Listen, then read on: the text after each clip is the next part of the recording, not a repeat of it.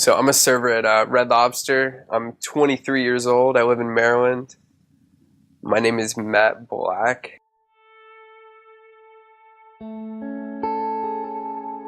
Yeah, so I've been in church most of my life, since I can remember.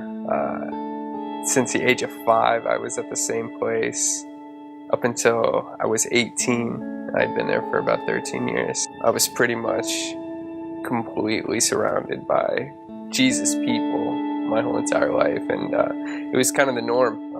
I saw people that burned for God, and I thought that was awesome, but it was never really me. I enjoyed playing in the band at my old church youth band, and it was awesome. It was a great thing, but it was a one day a week kind of thing, and I didn't have that same passion. In terms of my spiritual growth, there just wasn't any. Halfway through my sophomore year in high school, I got into pills, and I was taking prescription strength pain medications for about 2 weeks before it got out of control, and it got out of control just like that. I went to my good friend the very last day that I was in school, and just kind of unloaded everything on her, and she told me it was the best idea to go to the dean of students and to make this thing public, and my parents withdrew me, and I blamed myself for giving up on school. Ended up moving with a girlfriend in a different state halfway across the country, and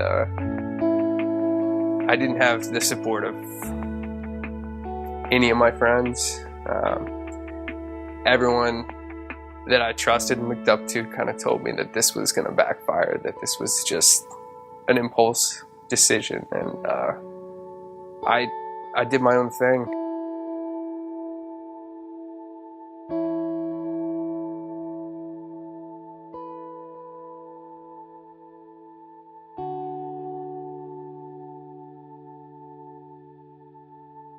I had been kind of coasting at the same church that I'd been going to, but the people were kind of different. I felt very judged. I felt like a stranger in my own home almost. These are people that I'd grown up with, people that knew me and my family since before I was around. You hear whispers, you hear rumors, and once I heard that people were talking about me, I was blown away.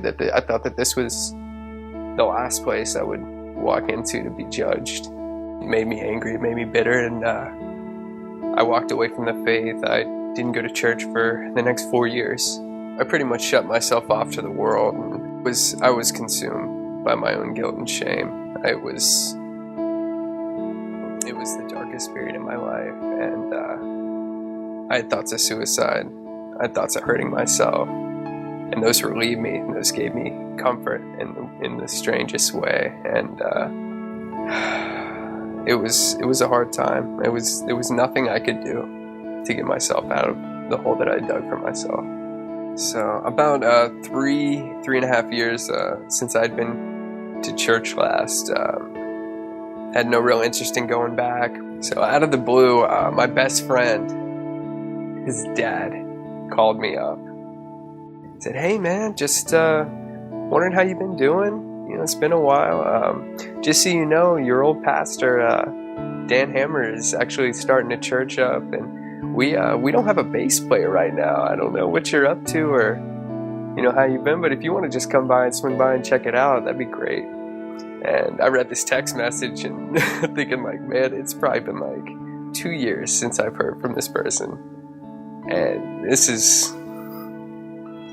it just struck me because a week later my mom texted me, same thing. "Hey, so did you know Dan Hammer's planning on planting a church? You should check it out. I'm not sure when it's going to open." And sure enough, it was about 2 months later, Harvest Annapolis opened up and got going, and I showed up having no idea what to expect. Just as soon as I walked through those doors, everyone was happy to see me, like they'd known me their whole lives, and greeted me open arms, and I felt instantly welcomed, and it was pretty nice. It was something I feel like I'd missed for a while and didn't really realize it. I was astonished to find that it wasn't a place of guilt. It wasn't like, look at all that you've done wrong. Look at how bad you were. Look at how bad you are. It wasn't anything like that. When I came to Harvest, it was, we're glad you're here. You are loved. I ended up meeting Artur, the worship leader at Harvest Annapolis, and over the course of the next 6 months or so, we met at least once a week. He poured into me a lot. I'd expressed to him that I was interested in playing in the band, and he told me, it was right off the bat, he let me know, hey, so it's great that you're a bassist, we'd love to try you out, but I'm more worried about you, and I care more about you than I do about you being in this worship band. And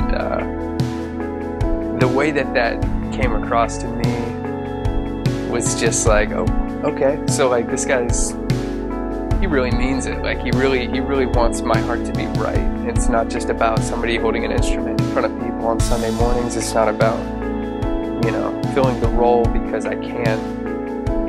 So that whole process of meeting once a week, it brought out a lot in me that I didn't know I was wrestling with. One of 2 major life-changing revelations I had in that period of time was that my identity, my opinion of myself, how I saw myself, is not how God sees me. And the fact is that God sees me as a child of God. God sees me as His, redeemed. Like,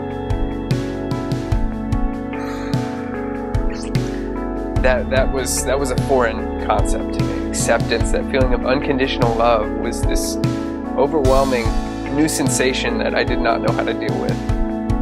That day that I realized all my thoughts about myself were the enemy trying to hold me down, trying to get in the way of how God sees me. It was freeing. It was freeing.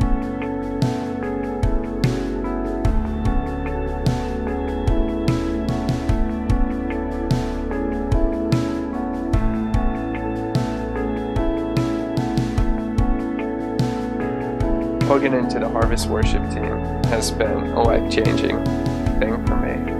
A year and a half ago, I was a completely different person. My priorities, the things I cared about, the things I invested my time in, the things I thought were going to be forever, the things I thought were the most important. I can't even imagine going back to being that person. Since then, since opening my heart up to God and what He has for me, I am completely changed.